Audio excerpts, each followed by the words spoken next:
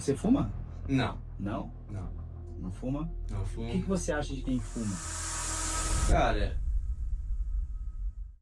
Seja bem-vindo, meu querido. muito Se obrigado. apresenta aí pro pessoal. Seu nome é? Meu nome é Carlos Daniel, eu tenho 24 anos, eu tô nessa parte de desenvolvimento aí desde os meus 16 para 17, quando eu acabei entendendo que a parte de games por trás, como funcionava, era justamente programação, e meu tio, ele era programador, só que ele era programador mais voltado para ao desenvolvimento web. Então ele acabou me chegando para perto e me ensinando tudo que eu sei, uma boa parte do que eu sei hoje, justamente porque hoje eu tenho mais conhecimento que adquirido sozinho, né. Legal. Você fuma? Não, Não? não, Não fuma? não O que fumo. você acha de quem fuma? Cara, primeiramente eu parto do ponto onde cada um sabe o que você quer da vida, né. É claro que, pelo que eu conheço, isso acaba estragando muito sua saúde. Então eu sou também do time do: "Cara, pô, vamos evitar, vamos te ajudar a trocar isso por outros hábitos". Eu prefiro muito mais essa abordagem do que realmente uma imposição, por exemplo, do: "Cara, você tem que parar porque ponto final", entende. Eu também sou cristão, só que ao mesmo tempo eu vejo muito esse livre-arbítrio. O Senhor deu livre-arbítrio, bom, o Senhor deu livre-arbítrio. Cara, eu posso chegar com opiniões formadas por Q, X ou Y, mas a decisão final é tua. Então, cara, eu particularmente não gosto, sinceramente, o cheiro não me agrada muito, então eu prefiro até ficar um pouco mais longe do tipo, até às vezes tem um amigo, ele fica um pouco mais distante, pra mim tranquilo. Por que eu fiz essa primeira pergunta? Ele fala sobre algo que ele não acredita, mas ele fala de maneira respeitosa, ele fala de maneira positiva, e ele já traz, algumas outras crenças, aquilo que ele acredita. Então você falou que é cristão.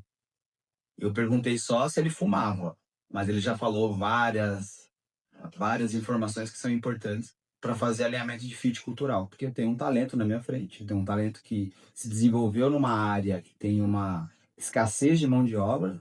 Você é um diamante e é um diamante raro para a área de tecnologia, de desenvolvimento de games, que movimenta muito dinheiro no mundo, no Brasil, então nada é por acaso, porque você está preparado para responder perguntas tradicionais.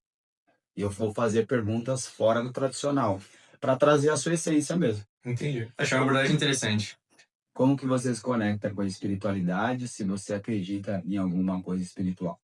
Cara, como eu falei, sou cristão, então acabo que por muito tempo, leitura da palavra, parar momentos específicos para tentar entender o que o Senhor quer da minha vida naquele momento, mas ao mesmo tempo eu creio que uma busca por auto se conhecer é importante, sabe.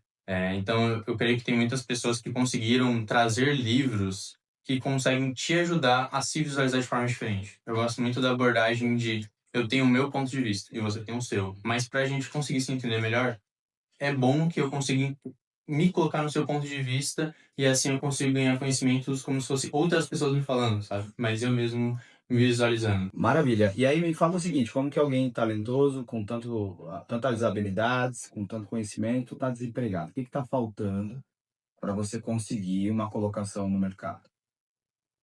Sinceramente, eu acho que eu não consigo vender o meu peixe muito bem. Acho que, essa parte sempre me faltou muito. Eu sempre fui um cara muito de conseguir demonstrar na prática, desde tanto na programação quanto em vários outros aspectos, né. Já ajudei alguns amigos a pintar casa, a construir casa especificamente, e eu sempre consegui analisar bem o meu redor, entender o que cada um estava precisando e ajudar especificamente: "Ô, você está precisando disso aqui? Tá aqui ó, a ferramenta e tal". Então, na prática, eu sempre senti que eu fui muito mais rápido, muito mais ágil. Agora, quando eu precisava me explicar de forma que pessoas que não conheciam meu trabalho, eu sempre senti que eu dava uma gaguejada ali e a pessoa, tipo, ah, tá, acho que entendi, né?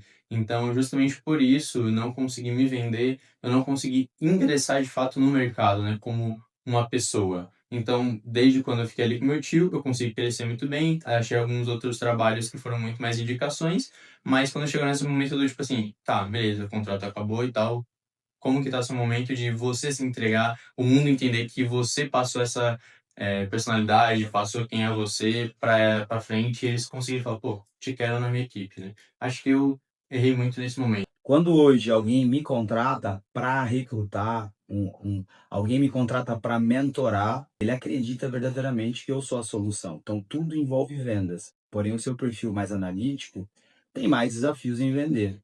Por quê? Porque acredita que ainda não está pronto. Você acredita que ainda não está pronto? Falta alguma coisa, falta alguma especialização. Eu conheço amigos com seu perfil, amigas com seu perfil que estudam, se especializa, mas tá sempre na busca do algo novo, mas não consegue aplicar e fazer dinheiro com o que já tem. Você tem esse desafio? Seja sincero. Se você me fizesse a mesma pergunta há 2 anos atrás, eu com certeza estaria na posição do não acredito muito, acho que falta muita coisa. Mas 2 anos para cá, eu tive a oportunidade de trabalhar em uma empresa em específica onde não tinha mais ninguém para me auxiliar. Só era apenas eu como desenvolvedor, era uma empresa de contabilidade, então na área eu também não conhecia, então eu tive que chegar, conhecer do assunto e depois ainda conseguir propor qual que seria a construção do software ali, né? E ali me fez acreditar muito mais no que eu já sabia, que eu tinha aquela sensação do eu sei, eu só não ainda consegui um ambiente onde colocar tudo em prática de uma vez só e validar aquilo para mim, né? Então vende seu peixe agora.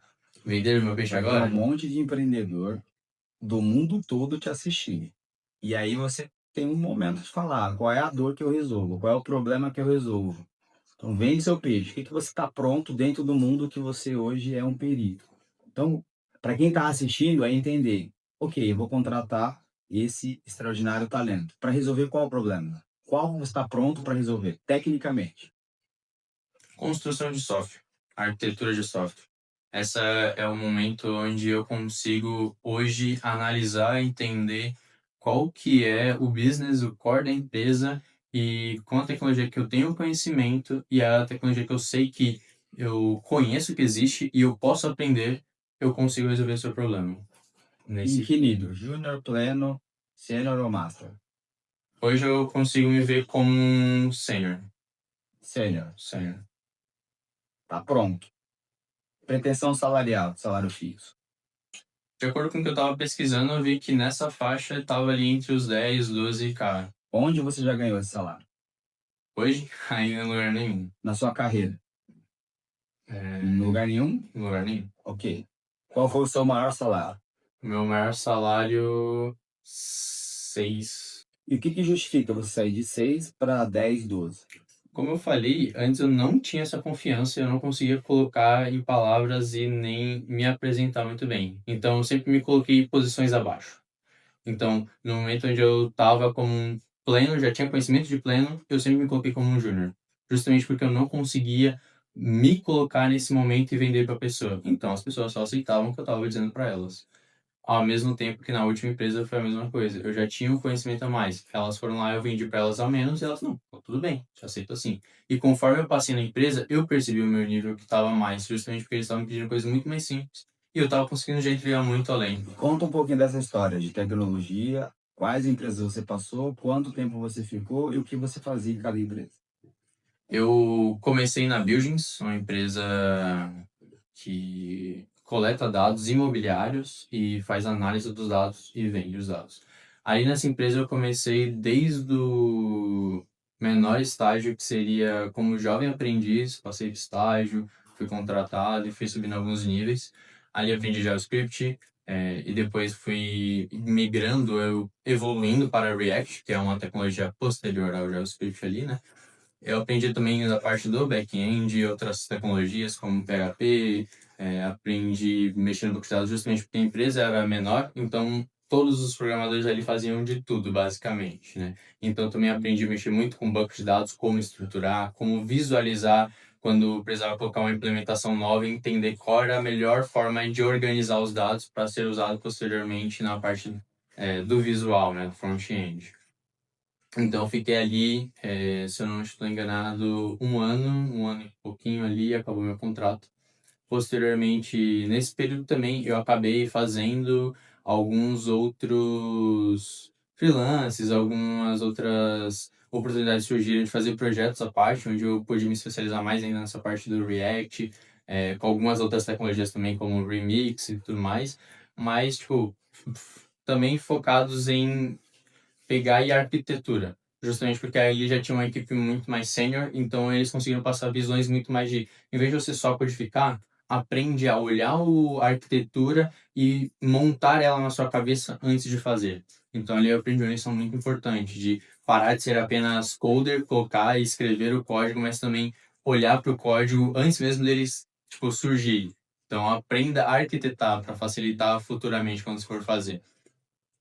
E posteriormente acabei ingressando nessa Compta, que era a empresa de contabilidade, onde foi o meu maior desafio realmente até hoje de construir e arquitetar um software do zero. Dali para eles, explicar para eles muito por que eu estava usando cada tecnologia, por que eu não escolhi outras, e poder realmente vender para eles pensando no momento atual da empresa, de redução de gastos, como elas ainda estavam muito em fase de crescimento, justamente porque eles tinham contratado, falando, não, a gente está tentando visionar crescer e tudo mais.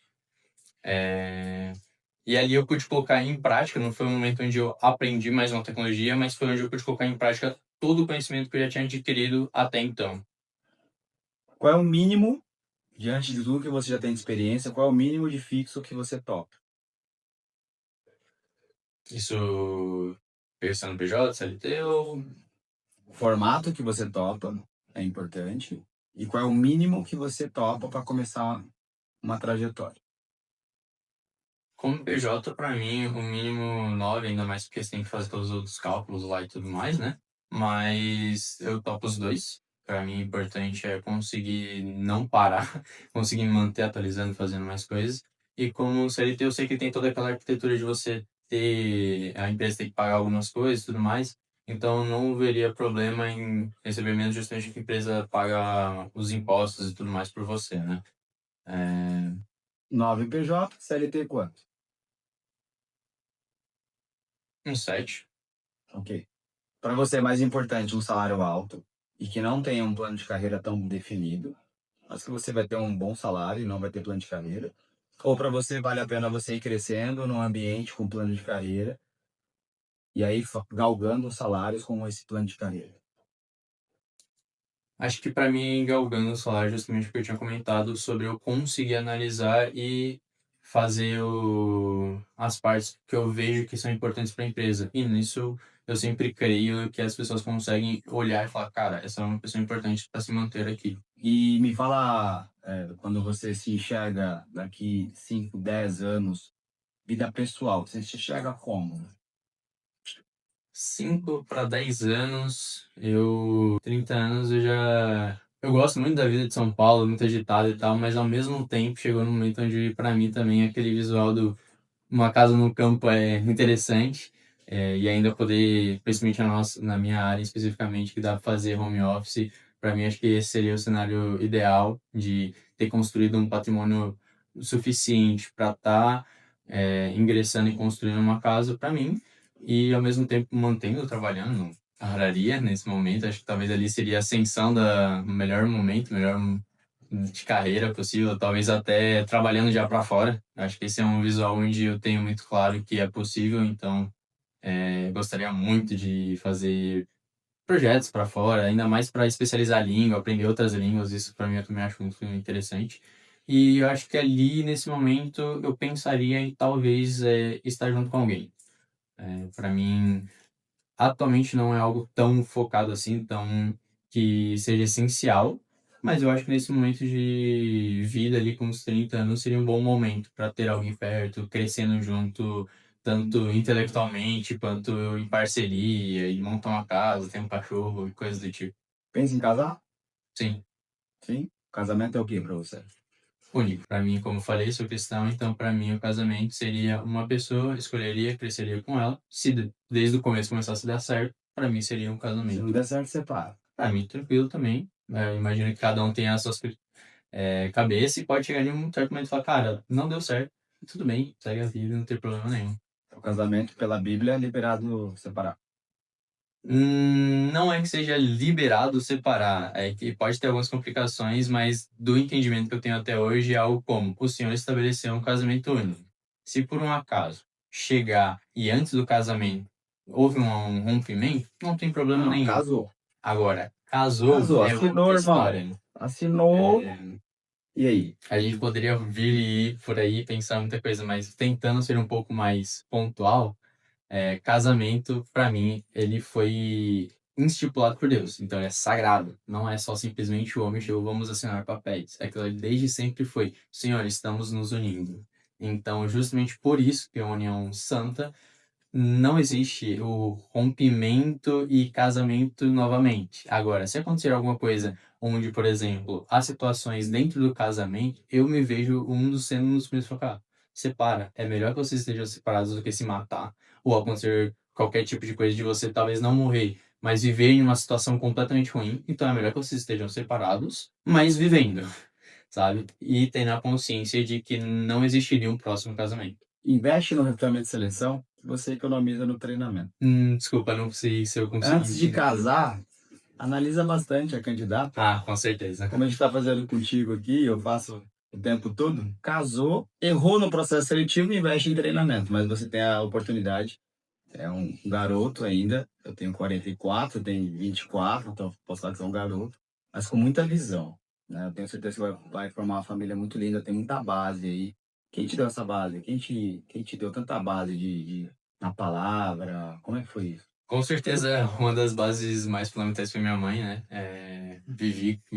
moro com ela, e a igreja onde a gente participou era uma igreja que, de fato, eles tinham muito esse apego de família, de qualquer pessoa onde eu chegasse e falasse assim: "Cara, eu quero passar um tempo com vocês aí, conversar e tal", sempre muito abertos a trocar essa ideia do tipo assim: "Cara, eu vivi dessa forma, pontos positivos foram esses, pontos negativos foram esses, tá aqui o meu conhecimento pra você".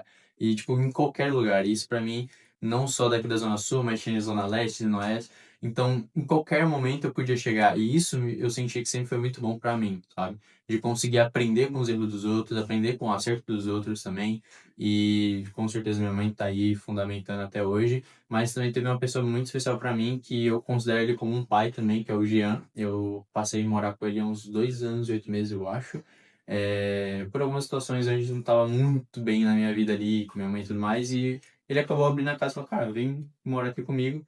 E ele me ensinou muita coisa da base ali como homem, como se portar, esse jeito de falar, olhar, pensar, parar um tempo e analisar se eu estiver falando alguma coisa que eu senti que não tá bem construída na minha cabeça. Então, essa parte eu senti que foi muito a base vindo dele, sabe. Incrível. Numa relação humana, entre pessoas, seja você com a sua família, você um ambiente de trabalho, ou você num ambiente que você não conhece ninguém, o que não pode faltar? Respeito. Eu acho que se eu posso colocar mais uma coisa, eu sempre gostaria, e eu sinto que eu sempre fiz muito isso, que é tentar entender o outro.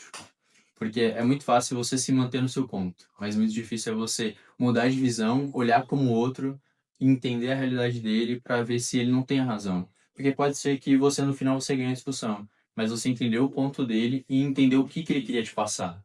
Então no final você pode ter ganhado, mas você ter adquirido um novo conhecimento. Muito bom. Já foi desrespeitado em algum lugar? Não precisa citar. Eu sinto que já, mas não foi alguma coisa que me pegou ao ponto de ficar tão preso aqui na minha cabeça, Essa não. pergunta, quando eu faço, é para entender aquilo que para você é muito sensível. Se você se sentir desrespeitado de maneira contínua, ou de uma maneira grave, você sai da empresa, não vai ficar. Você sai do ambiente.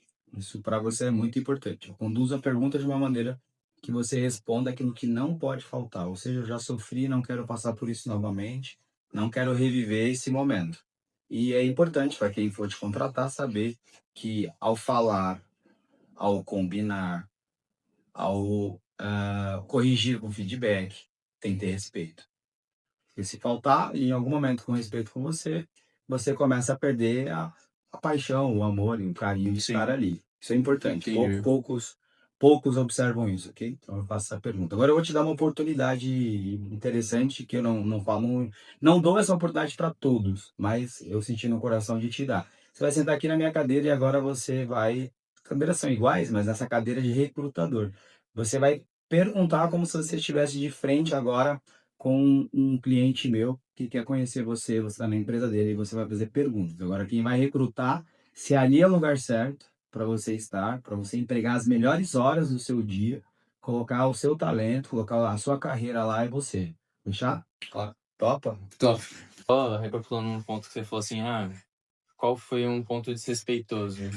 E aí você falou: às vezes seria interessante você reformular para chegar naquilo que para você te atingir que não foi legal, né. Se eu posso acrescentar, seria muito, talvez, uma falta de lealdade. Então, para mim também, palavra é muito importante. Eu sempre me mantive disso, tipo assim, eu não prometo nada, mas a minha palavra é essa. Eu vou fazer. Eu vou tentar ir ao máximo que eu conseguir até conseguir, entendeu? Não tenho problema nenhum também de não conseguir por motivos externos, não por minha falta de tentativa, né? não tenho problema nenhum de chegar ali e falar: "Cara, eu não consegui, foi isso, me perdoe, erro meu". Mas acho que essa falta de lealdade de falar uma coisa daqui de repente só chegar e: "Não, não falei nada, não teve você que entendeu errado e tudo mais", e, pô, você tinha sido claro, era isso que você tinha me falado. Aí é importante dizer também o seguinte, né, qual é a geração que você pertence? Eu nasci em 2002. Você é a geração Z, Z entendeu? E eu sou contra essa galera que fala que geração Z não quer trabalhar. Fica à vontade de fazer perguntas, é como se você agora tivesse sido, pô, tá contratado, só que você também tem o direito de escolher se vai querer entrar nessa empresa. Como que a empresa se comporta em relação à visão de crescimento de um candidato dentro dela, né? Que nem eu falei, eu prefiro ter essa galgação de ali me manter e mostrar serviço durante a empresa. Então, como funcionaria na sua empresa essa parte para os funcionários? Eu entendo que a empresa busca lucro e tudo mais, mas às vezes um lucro a longo prazo vale muito mais do que um lucro momentâneo, né? Então, às vezes você conseguir olhar e perceber um candidato que ele vai conseguir você mesma como empresa ver daqui a 5 anos, 10 anos que vai estar ali firme, e vai valorizar, conseguir entender o negócio da empresa e vai se manter junto com a empresa, eu acho que creio que é muito importante, né. Então acho que talvez seria a minha pergunta, né, como funcionaria essa escala, eh, de carreira? Boa pergunta. Uma outra pergunta que talvez seja próxima a essa, mas existe algum sistema e alguma forma de facilitação de perceber que algum funcionário ele tem melhor capacidade em uma área do que em outra e ajudá-lo a se reposicionar na empresa? Por exemplo, pode ser que um cara tenha chegado muito como: "Ah, pô, eu cheguei porque eu tenho conhecimento nessa área, então eu quero fazer isso aqui". Mas ele tem a capacidade muito bem de ser um vendedor. Será que a sua empresa consegue perceber esses talentos que às vezes estão um pouco ali apagado, justamente porque ele já está fazendo alguma coisa, já está trazendo um resultado, sendo que ele poderia ter trazendo um resultado 2 vezes melhor em outra parte da empresa? Né, e o quão facilitaria também no sentido de, tipo, pô, visto que você tem